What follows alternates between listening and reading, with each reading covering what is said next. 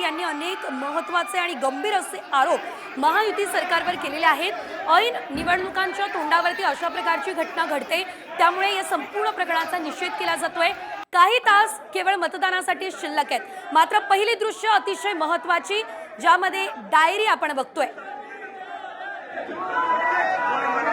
विनोद तावडे या ठिकाणी क्षितिज ठाकूर यांना समजवण्याचा, शांत करण्याचा प्रयत्न करत असल्याचं या दृश्यांमध्ये दिसतंय।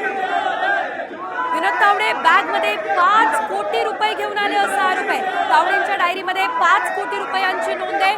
2.5 तासांपासून बहुजन विकास आघाडीने तावडेंना घेराव घातलेला आहे। विनोद तावडे बॅग मध्ये 5 कोटी रुपये घेऊन आले होते असा आरोप केला जातोय आणि या 5 कोटींची नोंद या डायरीमध्ये क्षितिज ठाकूर ही डायरी विनोद तावडे यांना दाखवून त्याचा जाब सुद्धा विचारताय।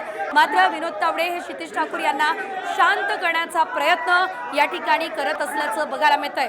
तब्बल 2.5 तास झालेले आहे या संपूर्ण प्रकरणाचा। या हॉटेलमध्ये हा राडा सुरू आहे, वाद सुरू आहे, हाणामारी सुद्धा झालेली आहे आणि जोरदार घोषणाबाजी सुद्धा बहुजन विकास आघाडीच्या कार्यकर्त्यांनी भाजप विरोधात या ठिकाणी केलेली आहे। विवांता या हॉटेलमध्ये हा संपूर्ण प्रकार घडला। तावडे यांच्या डायरीमध्ये 5 कोटी रुपयांची नोंद असल्याचं पाहायला मिळतंय।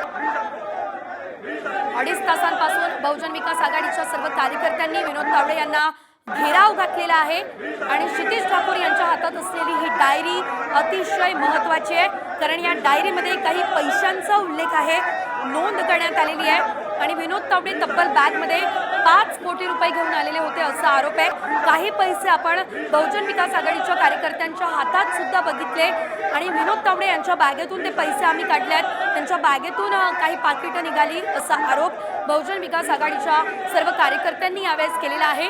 या संपूर्ण प्रकरणाची माहिती मिळताच क्षितिज ठाकूर लगेचच या हॉटेलमध्ये दाखल झाले आणि स्वतः त्यांनी यावेळेस विनोद तावडे यांना या संपूर्ण प्रकरणाचा जाब विचारलेला आहे। मात्र महत्त्वाचं म्हणजे विनोद तावडे यांनी अद्यापही कुठलीच प्रतिक्रिया या संपूर्ण प्रकरणासंदर्भात दिलेली नाही आहे। त्यामुळे अशा प्रकारे निवडणुकीच्या तोंडावर विनोद तावडे हॉटेलमध्ये का गेले, खरंच त्यांचे सोबत पैसे घेऊन गेले होते का, असे अनेक प्रश्न आहेत।